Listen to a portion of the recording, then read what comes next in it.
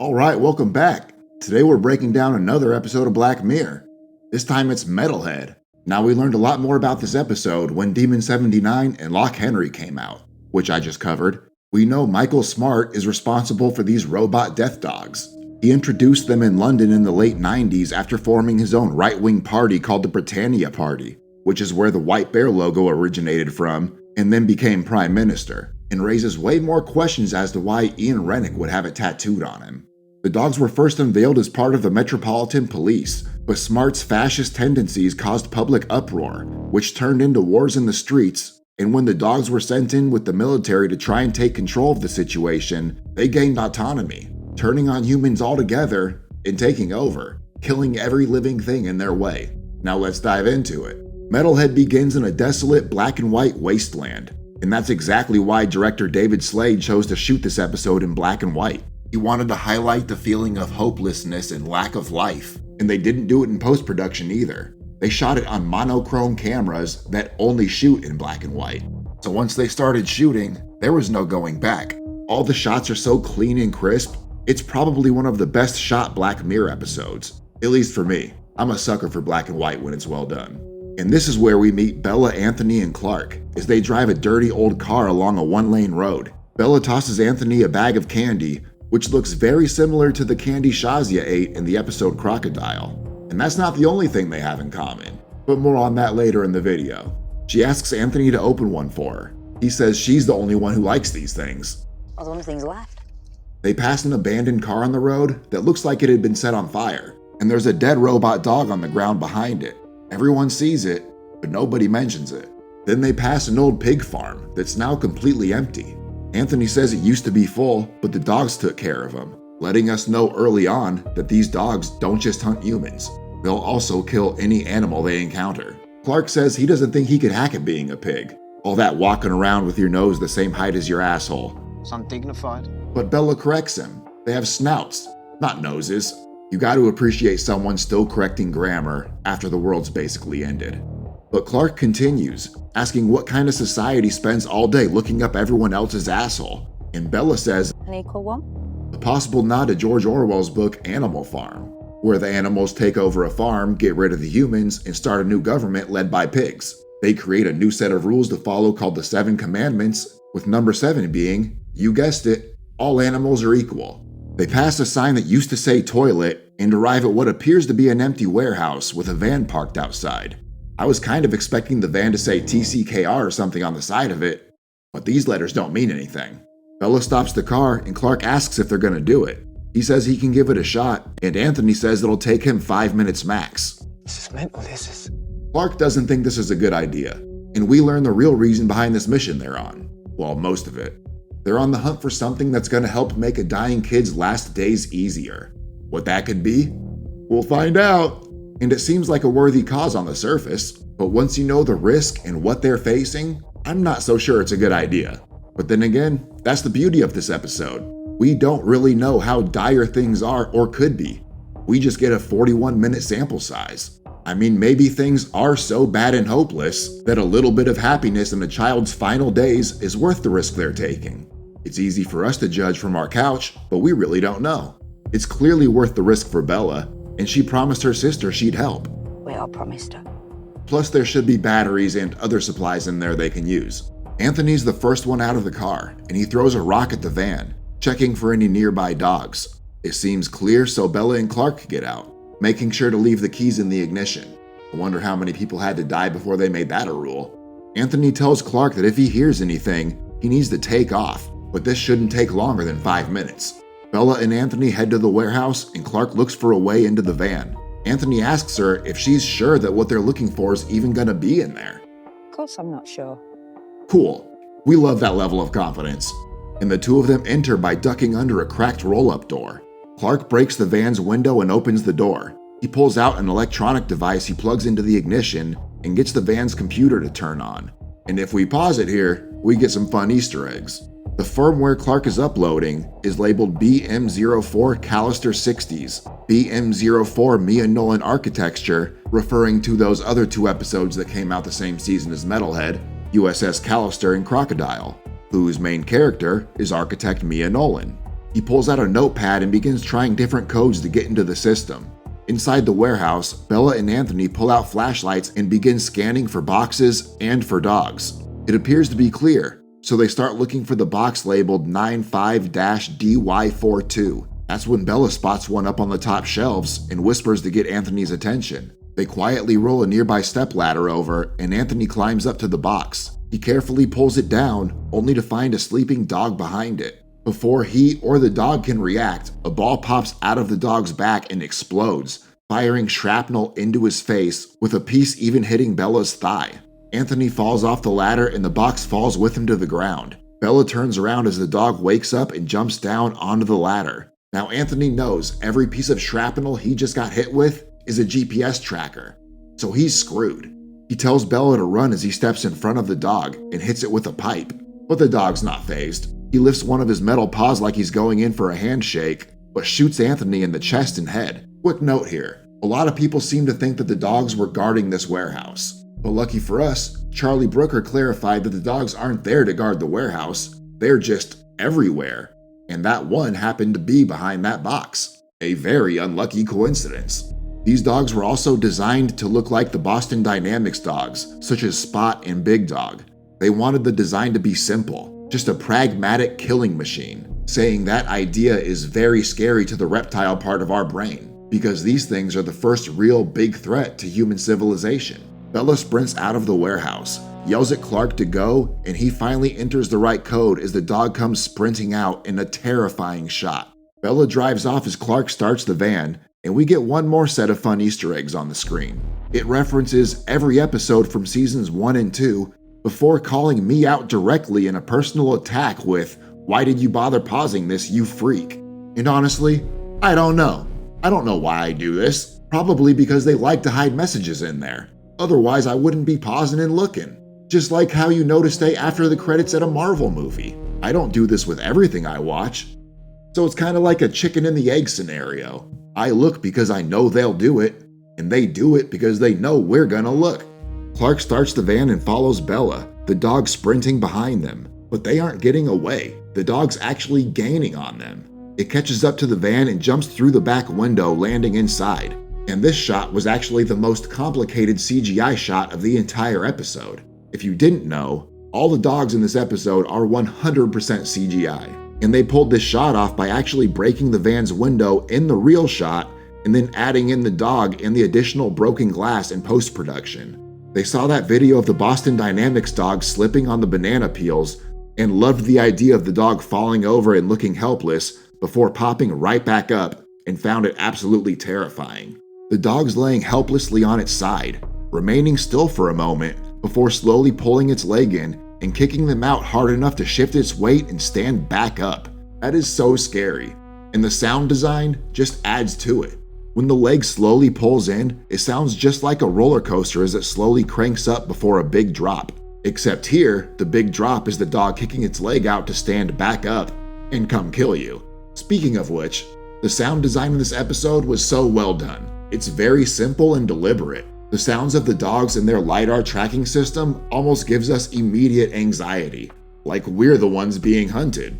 In fact, they originally wanted to have no dialogue in this episode at all, similar to the movie All Is Lost. But once they figured out the ending, they knew they had to have some dialogue in there to make it make sense. The dog stands up in the back of the van, raises its cute metal paw to shake again, and a gun barrel pops out. It runs towards him with one of its legs still raised, which kind of reminds me of the kids running in Weapons. It's scary because it's weird and unnatural, and a metal dog running at you with one of its leg guns pointing at you is as weird and unnatural as it gets. But its weapon only works close range, so he has to get close to you. The dog gets right up close to Clark and blasts him in the head, spraying his thoughts all over the windshield. Bella watches in her rearview mirror as the van rolls to a stop, and so does she, watching and waiting, which seems like a really poor choice. Because inside of the van, the dog walks up to the dash, disconnects Clark's cable, and uses some kind of digital key of its own to plug into the van. Then while Bella is still watching, the van suddenly takes off coming straight at her. The fucking dog is driving the van. Now you always hear jokes about dogs chasing trucks or vans, and if they caught them, they wouldn't know what to do with them. Well, apparently, The answer might be carjacking with a side of murder. The dog rams the back of Bella's car before pulling up alongside her and sideswiping it. And I got a cool note about the car chase here. Anytime Bella was driving, there was actually a pod on top of the car with someone else actually doing the driving so she could just focus on acting. Speaking of which, director David Slade knew early on that he wanted to use lots of close-ups during this episode to really focus on Maxine and her emotions. There's very little dialogue, so she's forced to use her face to communicate, which she does really well. The dog continues trying to run Bella off the road as she screams and tries her best to control the smaller vehicle, but eventually the heavier van pushes her off the road and she crashes through a tree and bushes. But it doesn't stop her car, and she pops out on the other side, almost driving off a cliff. She slams on the brakes and briefly knocks herself out when her head bounces off the steering wheel, but she's able to stop. The dog stops the van, and rather than simply open the door or jump through another window, the dog does the most terrifying thing it could possibly do, and blasts the driver's side door completely off the van, hinges and all. Almost like it's showing off for us. It might as well blast the door off the van, because it's just as easy as opening it. The dog jumps out and we get to see its point of view as it tracks Bella. The piece of shrapnel she got hit with in the thigh is a GPS tracker, and the dog's vision is a pulsing radar that shows exactly where she is. And this is actually a real thing. It's called a LiDAR scan, which stands for Laser Imaging Detecting and Ranging. It basically uses a laser to detect objects, and it determines the distance by how long it takes for the laser to reflect off of it and return back to the receiver. And they actually used real LiDAR scans for this episode. Bella wakes up to the sound of her car creaking as it shifts and almost falls off the edge of the cliff. She reaches for the passenger door, but the dog runs up to the window, shattering it and jumping inside. Bella kicks the dog a few times before climbing into the back seat and out the back door as the car falls off the cliff with the dog still inside. Bella watches the car as it crashes to the bottom and runs off as it begins shaking from the dog still trapped inside of it. Bella makes it to a creek, which could be a reference to Loch Henry and the creek that killed Bella, even though that episode wouldn't come out for another 2 seasons. She sits down and her bottle of antiseptic broke in the car chase, so she doesn't have any way of cleaning out the wound, but she still needs to get the tracker out before the dog shows up. The dog's still in the car, its leg's stuck and it can't get it free, so it just snaps it right off and climbs out the back. Completely unfazed, just a relentless killing machine. It continues scanning for Bella and takes off to find a way back up the cliff. Bella rips her pants open, pouring some water on her leg and drinking the rest. She opens up her knife, grabs a stick to bite, and digs the blade into her thigh, going after the blinking tracker. Then she pulls out a Leatherman, are those things still around? And uses the pliers to pull the shrapnel out of her leg, a tiny blinking barbed blade. Then, in a genius move, she drops the tracker into her empty water bottle and tosses it into the creek. Then while it's flowing down the river, she heads upriver. We see that the 3-legged dog is still in pursuit of her, and now it's got her location, so it takes off in that direction. The way these things run is so creepy, and I don't know what it is exactly. Like the sounds, the mechanical movements, I don't know what it is, but it scares the shit out of me. Bella makes it to the highest point she can find and pulls out her radio, but only gets muffled chatter in return. The dog finds the tracker in the water bottle. Unlucky for Bella, it got stuck in some rocks pretty quickly. But even unluckier for Bella, the dog has supersonic hearing that it can also use to track, so it's able to pick up Bella's voice on the radio, pinpoint her location, and is back in pursuit. Bella asks whoever's on the other side of the radio to whistle since she can't make out the words. She gets a whistle back, so she knows someone's listening. She says they found a dog in the warehouse. It killed Tony and Clark and apologizes for it. She also wants to apologize to Allie, who told her this mission was crazy, but she still did it because she wanted to try and help her with Jack. The dog is now traveling upstream towards Bella and finds the broken antiseptic bottle, and then is able to track the trail of blood dripping from her leg. She says she lost the dog for now, but she needs to go dark before it locks onto her radio signal. And that's what doesn't make any sense to me. She knows it's capable of locking onto shit like this, she knows how dangerous they are, and she thought it was a good idea to risk 3 lives for a, spoiler alert, fucking teddy bear. But what do I know? I live in a world full of color. These things really are just unstoppable killing machines. No wonder they took over so easily. They're programmed to kill everything, have endless ways of tracking you, and even more ways to kill you. The knife scene later is probably the scariest part of the episode for me. Bella says she's gonna have to find somewhere to hide out for the night and to please pass a message on to Graham. She breaks into tears and says, Just I love it. she says she's gonna try and make it back by tomorrow and switches the radio off. But the dog already knows where she is and it's sprinting up the ridge in her direction. She spots the dog in the distance below her and runs into a nearby forest for cover. All out of ideas, she climbs into a nearby tree and hides as the dog approaches. It circles the tree below her and she stays as still as possible, but the dog looks up and sees her. And then, in another terrifying moment, there's a handful of those for me in this episode, the dog sprints towards the tree and attempts to climb it. Now this is scary for two reasons. One, it makes me think these dogs could actually climb trees if they have 4 working legs.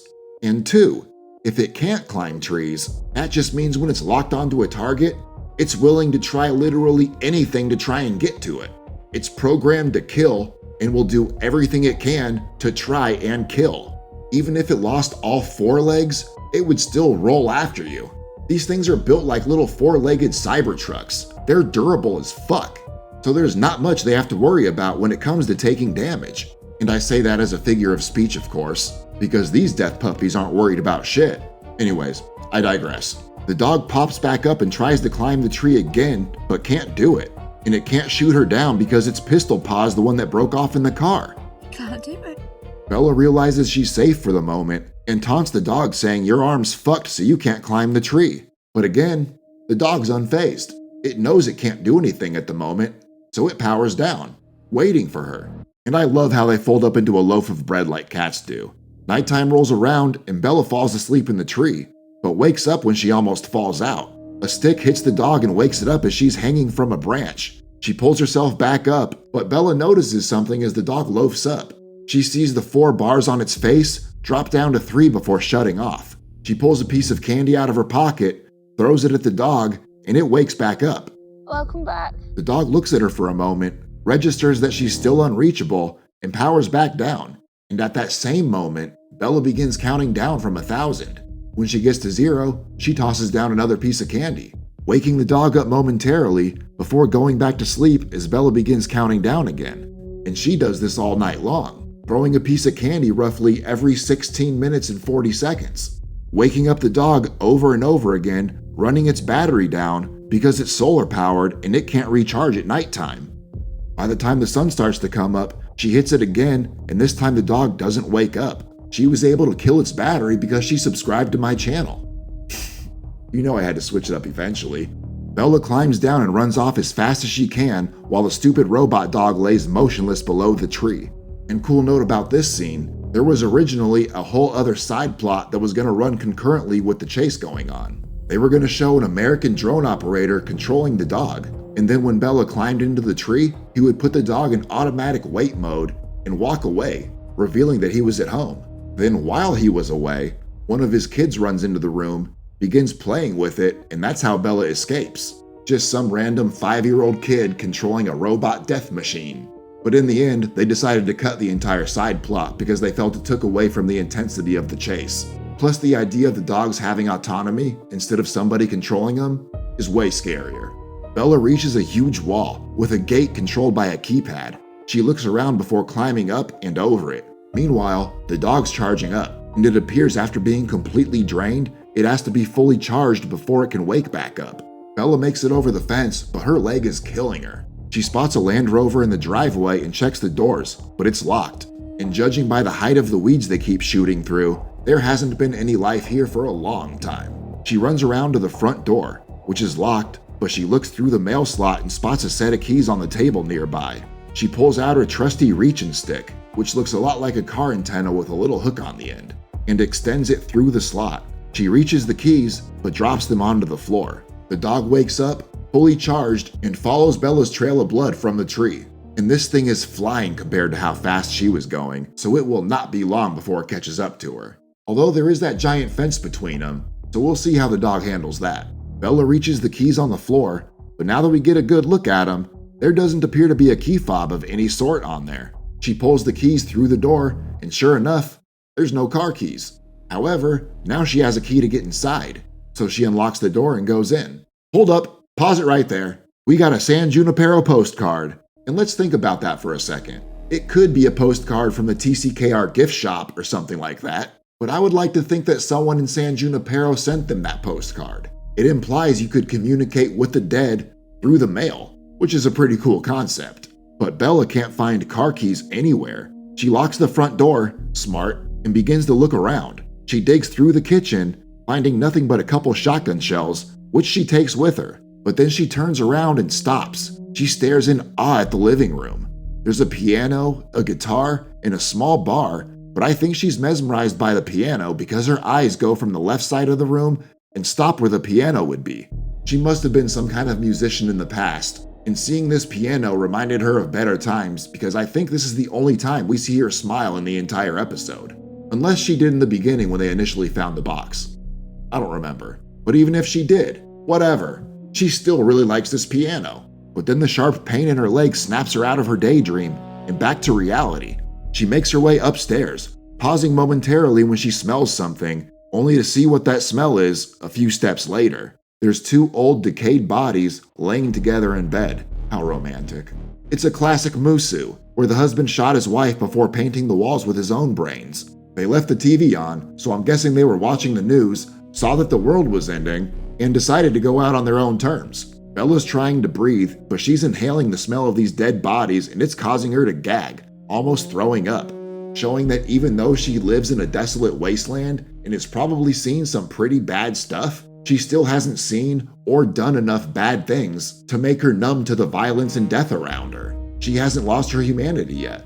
She pries the shotgun from the hands of the dead body and sets it down with her hands shaking. She digs through the man's pockets and finds the keys to the car. Also, I love the touch that we still see the box number written on her hand. It's a small detail that no one would notice if it wasn't there at this point, but they made sure it was. We love that attention to detail. She loads a live shell into the shotgun and limps to the bathroom, wincing in pain. Meanwhile, the dog has tracked Bella all the way to the house and can see her trail of blood leading over the gate. It pops up on its back legs in front of the keypad and uses the same digital key technology it did on the van to hack into the gate security system and open it.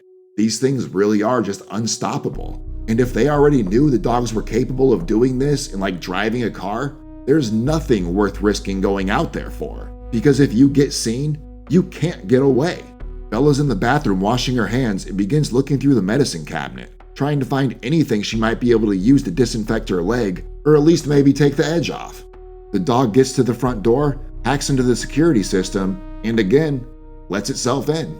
Bella wraps her leg and washes the blood off her forehead, but the running water is loud enough to alert the dog downstairs. The dog looks upstairs, registering that its target's up there, and goes to the kitchen to arm itself with a knife, because of course it has a drill chuck-like appendage system that can pick stuff up. And that's it right there. It's that spinning that gets me every time. If you were to stab someone, it would take so much power to actually spin a knife like that inside of them. But these dogs have that kind of power. And thinking about the damage that would cause if you were to be stabbed gives me chills. Bella turns the faucet off and is now able to hear the sounds of the dog downstairs. She grabs the shotgun and looks down to see the dog headed upstairs with its knife leg. She runs back into the far bedroom and looks around for anything she can use. The dog walks toward her down the hallway, its hobbled leg banging off the wood floor. It's such a creepy sound, especially when you know it's something coming to kill you. She hides behind a white sheet as the dog walks past the room she's in, but then immediately comes back and walks straight in. Bella stands up and throws a bucket of white paint onto the dog, completely blocking its vision. The dog hesitates, spinning its knife while it listens for a sound to try and track her. Bella throws the empty paint can against the wall and the dog heads straight at it. It stabs the wall, and just think about what that would do to flesh. Bella sprints downstairs and runs outside, going straight for the car. And these overhead shots are so dope. She unlocks it, climbs in, and just like Shazia, she's completely fucked by a dead battery. However, it does have enough power to play the song Golden Brown by The Strangers, which foreshadows the ending, but more on that when we get there. The song continues to play and the dog upstairs can hear it. It stops stabbing the wall and makes its way downstairs, listening to the music like sonar to make its way through the house. The dog comes outside to find the car's radio blasting and all the doors open. Bella set a trap. The dog climbs into the car, destroying the speakers and turning the music off as Bella creeps up from behind, shotgun in hand, and puts it to what I would consider the temple of the dog's head before pulling the trigger. It blasts a huge hole in its head, exposing a spinning component underneath, and falls to the ground. Bella scrambles to reload as fast as possible while the dog is standing back up. It lunges at her, stabbing her leg and causing Bella to fall to the ground. She lifts the shotgun and shoots the dog in the head again, but this time it doesn't get back up, and the exposed component in the front stops spinning. Bella begins to get back up when we hear a familiar sound. It's the same sound we heard the dog make the first time we saw it.